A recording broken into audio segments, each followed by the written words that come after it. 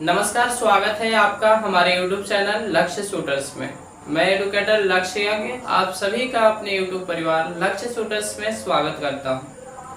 आने वाले भविष्य के सभी आरक्षित बलों का हमारे तरफ से तहे दिल से धन्यवाद भी देता हूं। आप सभी अभी से सोच लीजिए कि आपका नौकरी लग चुका है। आप सिर्फ कह सकते हैं कि आपको वेतन नहीं दिया जा रहा है, बस ऐसा सोच लीजिए। अगर ऐसा सोचते हैं मतलब मेरे कहने का है कि जिस टाइम में आप ड्यूटी करेंगे, मान लीजिए आप 8 घंटे ड्यूटी करते हैं, तो उस 8 घंटे को अभी आप सिर्फ एजुकेशन पर्पस पे लगाएं, यानी कि अपनी फोकस जो है तैयारी के पर्पस पे लगाएं। इससे क्या होगा कि मैंने कहने का मेरा यही मतलब था कि आप अगर 8 घंटे पढ़ते हो तो आपका सिलेक्शन लगभग अच्छा हो जाएगा। अगर कहोगे कि सर सिलेक्शन नहीं हो पाता है, तो एक चीज सोचो जरा, अगर आप लोग देखते होंगे कि दूध से दही बनाया जाता है और दही को पिरोने के बाद मतलब उसको कह सकते हैं कि ऐसे मतने के बाद उसमें से घी निकलता है, तो जो घी निकलता है कीमत उसी का अधिक होता है। छाछ तो जो बचता है उसको 10 रुपया लीटर बेच दिया जाता है या फिर किलो बेच दिया जाता है। किलो सबसे महंगा किसका होता है? मक्खन का। तो अगर मक्खन आपको बनना है तो तपना तो पड़ेगा। तो आज चलिए हम लोग बात करने वाले हैं सेकेंड 5 ईयर प्लान, यानी कि द्वितीय प्रथम पंचवर्षीय योजना पे बात करेंगे, जिसको और तीसरा लैंग्वेज में कहूँ तो मैं दूसरा पंचवर्षीय योजना पे बात करने जा रहा हूँ। ठीक है, तो चलिए सबसे पहले इसकी भी देखेंगे क्या अवधि। अब देखो, जो मैं पढ़ा रहा हूँ सिर्फ एग्जाम के पॉइंट ऑफ व्यू से, ना आगे है ना पीछे है, इतना आपको लिखना ही पड़ेगा, क्योंकि भैया ये सभी मैंने मिलाकर लिखा हुआ है कि नहीं ये सवाल पूछे जा सकते हैं, देन इसको लिखना इंपॉर्टेंट है। ठीक है, तो मतलब अगर आपको इसमें से भी लगेगा कि नहीं ये चीज याद है, मुझे लिखने की कोई आवश्यकता नहीं है, डोंट माइंड, उसको मतलब आप छोड़ सकते हैं, लेकिन इतना ज्यादा भी मत छोड़ दीजिएगा कि आने वाले एग्जाम ही आपको छोड़ देना पड़े। ठीक है, चलिए स्टार्ट करते हैं। सबसे पहले मैंने कहा कि इसमें सबसे पहले हम लोग को देखना है अवधि।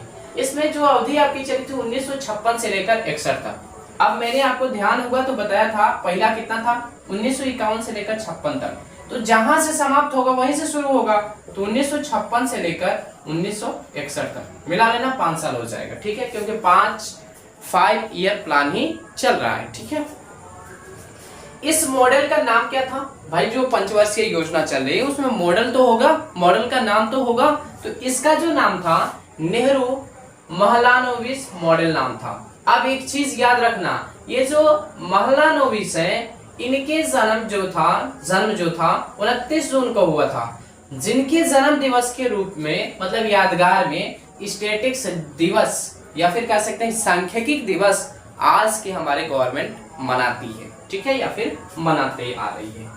अब उस टाइम में पीएम कब था? मैंने आपको बताया था कि जब से देश आजाद हुआ उससे लेकर अब हर 5 साल पे आपको पता होगा कि चुनाव होता है, तो हर 5 साल में 3 बार आपके पंडित जवाहरलाल नेहरू इलेक्ट हुए थे। तो इस टाइम भी कौन रहेगा प्रधानमंत्री? पंडित जवाहरलाल नेहरू रहेंगे। तो उन्हीं का नाम मैंने लिख दिया है कि इस टाइम में प्रधानमंत्री कौन था?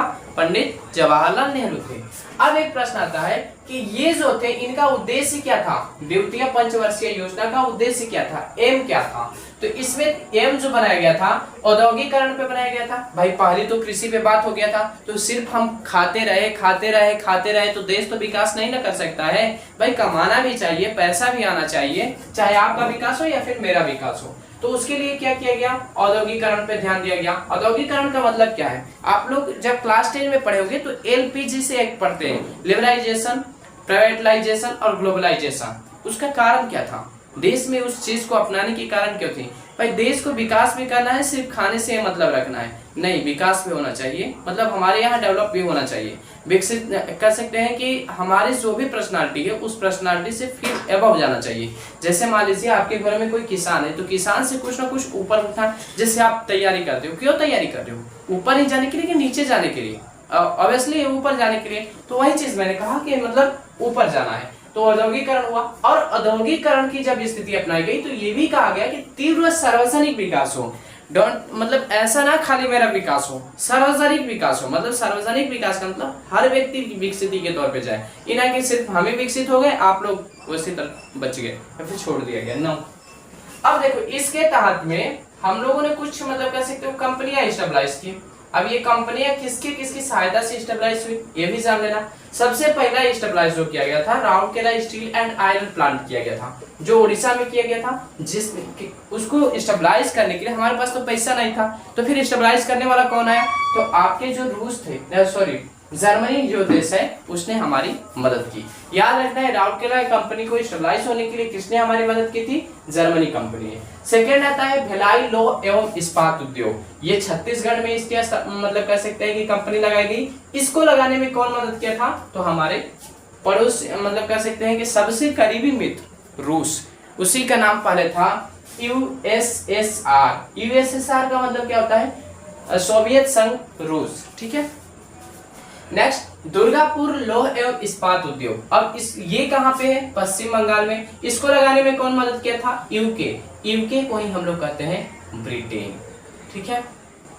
नेक्स्ट अब प्रथम जो था मतलब हमारे देश में जो स्टेबलाइज किया था उसका नाम है टिस्को। टिस्को का फुल फॉर्म क्या होता है, टाटा आयरन स्टील कंपनी। कब लगाया गया था, 1907 में। किसने लगाया था, जमशेद जी टाटा ने। और इसी जमशेद जी टाटा ने जब देश के लिए इतनी बड़ी कंपनी स्टेबलाइज कर दी तो इन्हीं के यादों में हम लोगों ने क्या किया, 10 रुपए का सिक्का जारी कर दिया, यानी कि तब से इनकी यादों में 10 रुपए का सिक्का चलता है। अब याद रखना 10 रुपए का सिक्का किसकी याद में चलता है, जमशेद जी टाटा की।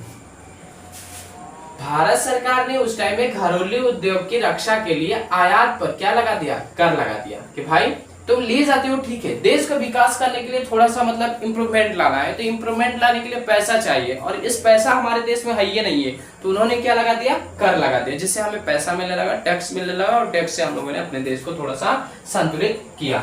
इसमें टारगेट कितना रखा गया था, अपने जीडीपी ग्रोथ कराने का, तो जो टारगेट था वो था 4.50, यानी कह सकते हैं 4.50% जीडीपी का ग्रोथ रेट रखा गया था, जबकि हमें प्राप्त क्या हुआ 4.27% हुआ, यानी कि 4.27% हमारा क्या हुआ, मतलब ग्रोथ हुआ।